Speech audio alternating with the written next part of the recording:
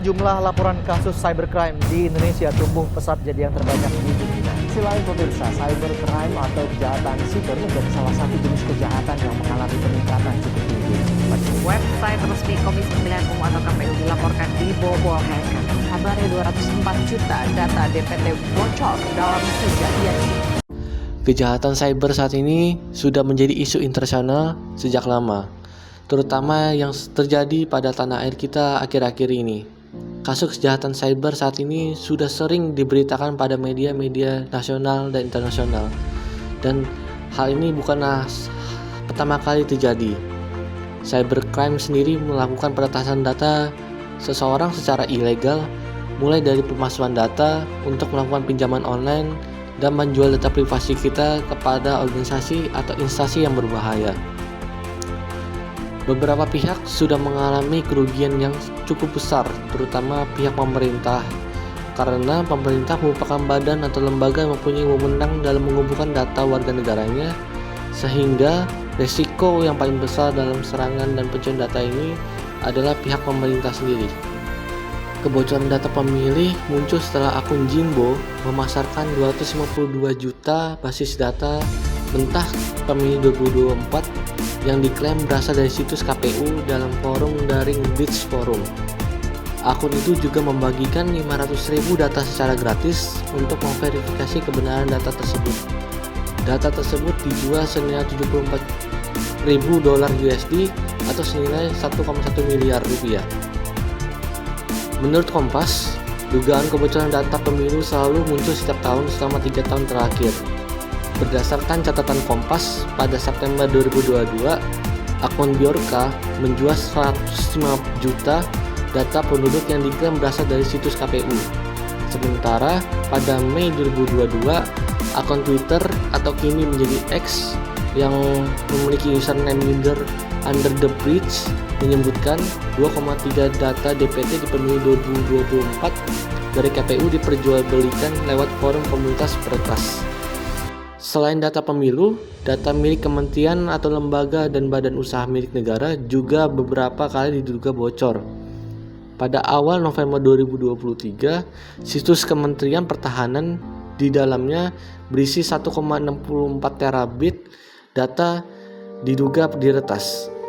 Peretas menawarkan temuan beberapa informasi dan dokumen rahasia hingga akses samping. Penyebab isu masalah ini berakar dari kurangnya kesadaran kita tentang pentingnya keamanan cyber dan pengetahuan kita terkait dunia cyber security, membuat masyarakat rentan dan menjadi sasaran empuk dan mudah dalam terjadi aksi kejahatan cyber ini. Dampak dari isu masalah tersebut akan menimbulkan kehilangan kepercayaan karena akibat dari kebocoran data KPU dapat mengakibatkan kepercayaan masyarakat terhadap lembaga dan sistem pemilihan umum dan merugikan integritas proses demokratis di Indonesia. Yang kedua, potensi pemalsuan identitas. Data yang bocor dapat digunakan untuk pemalsuan identitas, membuka peluang penyalahgunaan informasi pribadi warga Indonesia. Yang ketiga, ancaman keamanan nasional.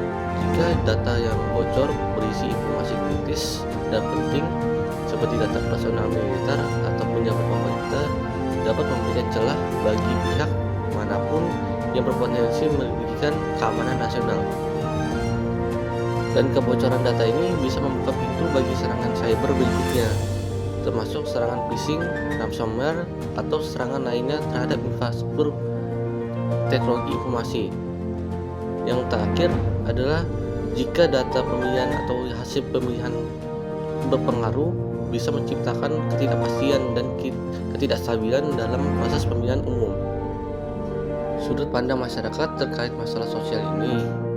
Kasus yang terjadi pada kebocoran data pemilihan KPU yang berjumlah 204,8 juta data yang berada pada situs peretas, beberapa masyarakat mungkin menjadi khawatir akan privasi mereka dan penyalahgunaan data yang kemungkinan akan digunakan oleh tindak kejahatan. Mereka juga meningkatkan kesadaran tentang perlunya langkah-langkah keamanan digital yang lebih baik.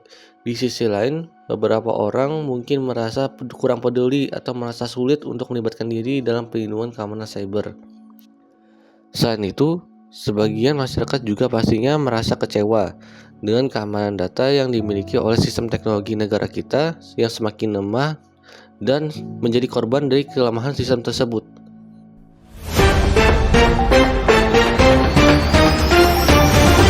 Kalau tata kelola tidak dibenahi dengan baik, mereka lalai, akan berakhir kepada reputasi loh, jangan lupa ya.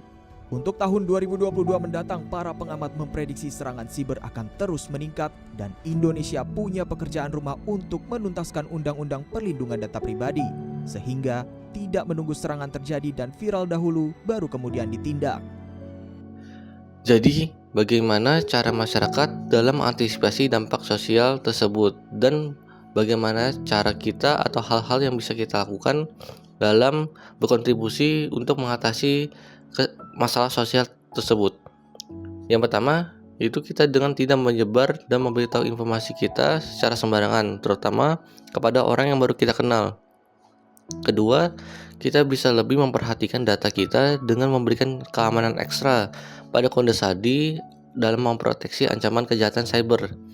Yang ketiga, kita juga bisa mencegah cybercrime dengan tidak membuka situs atau pesan yang tidak dikenal, karena dikhawatirkan terdapat virus seperti malware yang dapat mengancam data penting kita.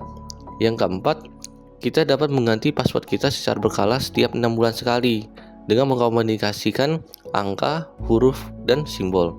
Selain itu, diusahakan juga tidak menggunakan password yang sama pada setiap akun. Dan bagaimana cara pemerintah untuk mengantisipasi masalah tersebut? Yang pertama, pentingnya menjaga keamanan data warga negara dengan sebaik-baiknya dengan memperketat regulasi dan kebijakan dalam Undang-Undang Cybercrime dan Cyber Security.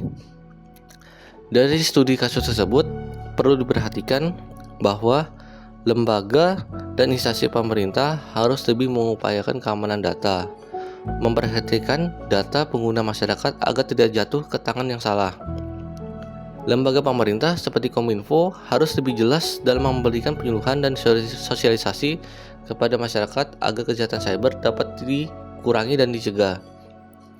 Sikap dan peran pemerintah juga harus mendukung dalam pemberian pendidikan dalam menjaga dan meningkatkan pengetahuan di dalam cyber security, terutama instansi pemerintah yang saat ini sangat rawan terkena kejahatan cyber.